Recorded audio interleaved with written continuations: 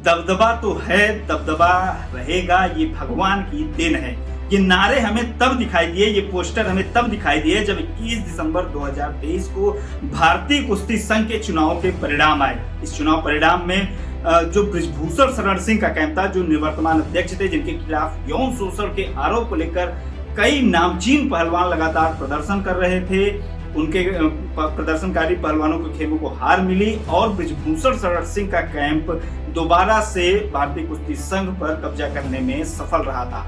इसके बाद बृजभूषण शरण सिंह के समर्थकों की ओर से पोस्टर लगाए गए, बैनर लगाए गए और सोशल मीडिया पर लिखा गया कि दबदबा तो है, दबदबा रहेगा। और ये दबदबे को झटका तब लगा जब 3 दिन बाद 24 दिसंबर को भारतीय ओलंपिक एसोसिएशन ने और भारत सरकार खेल मंत्रालय ने इस जो नई कार्यकारिणी चुनी गई थी, इसको निलंबित कर दिया था और भारतीय कुश्ती संघ को संचालित करने के लिए एक एडहॉक कमेटी बनाई थी।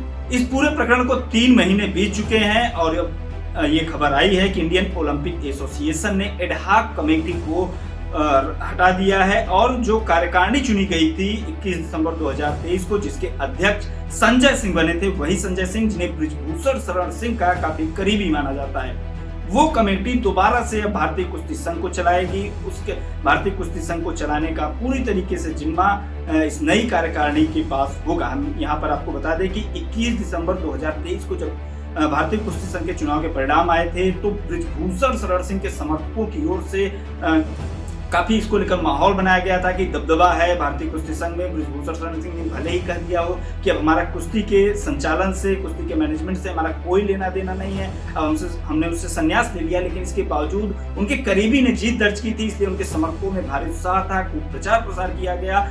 जिसके 3 दिन बाद भारत सरकार और इंडियन ओलंपिक एसोसिएशन ने नई कार्यकारिणी को निलंबित करते हुए एडहॉक कमेटी को लाने का फैसला किया था। इन 3 दिनों के बीच पहलवान बजरंग पूनिया ने अपना प्रदर्शन जताया था, इसके खिलाफ जो कार्यकारिणी की जीत हुई थी इसमें इसके खिलाफ विरोध जताया था और अपना मेडल प्रधानमंत्री आवास के बाहर रखाए थे।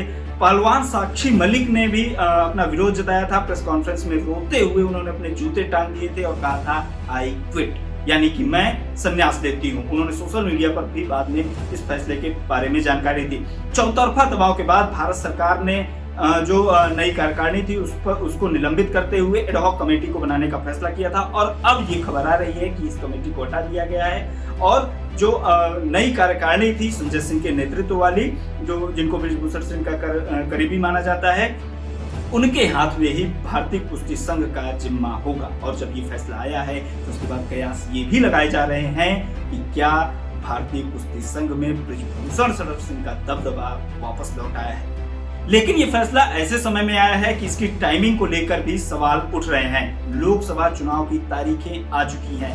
बृजभूषण शरण सिंह भारतीय कुश्ती संघ के अध्यक्ष होने के साथ साथ अब नहीं है, पहले थे अध्यक्ष, उसके साथ साथ भाजपा के सांसद भी हैं। सीट है कैसरगंज और कैसरगंज से बीजेपी ने अब तक अपने उम्मीदवार के नाम का ऐलान नहीं किया है। तो अब सवाल ये है कि क्या कैसरगंज से बृजभूषण शरण सिंह चुनाव लड़ेंगे या नहीं। जब से उनका नाम बीजेपी की लिस्ट में नहीं आया है, लगातार ये कयास लगाए जा रहे हैं कि उनका टिकट कट सकता है। उनके ऊपर यौन शोषण के आरोप लगे हैं और ये आरोप भारत की कई अंतर्राष्ट्रीय मंचों पर प्रतिनिधित्व कर चुके महिला पहलवानों की ओर से लगाया गया है। काफी इस पूरे मसले को लेकर बवाल हुआ, देश से लेकर अंतरराष्ट्रीय मीडिया में भी इन सारी खबरों को काफी प्रमुखता से जगह दी गई, जिसकी वजह से काफी दबाव है बीजेपी के ऊपर। ऐसे में देखने वाली बात ये हो गई कि क्या अगली लिस्ट में बृजभूषण शरण सिंह का नाम आता है या फिर संजय सिंह की बहाली करके, उनकी जो नई कार्यकारिणी है उनकी बहाली करके एक तरीके से कंपनसेट करने की कोशिश की गई है।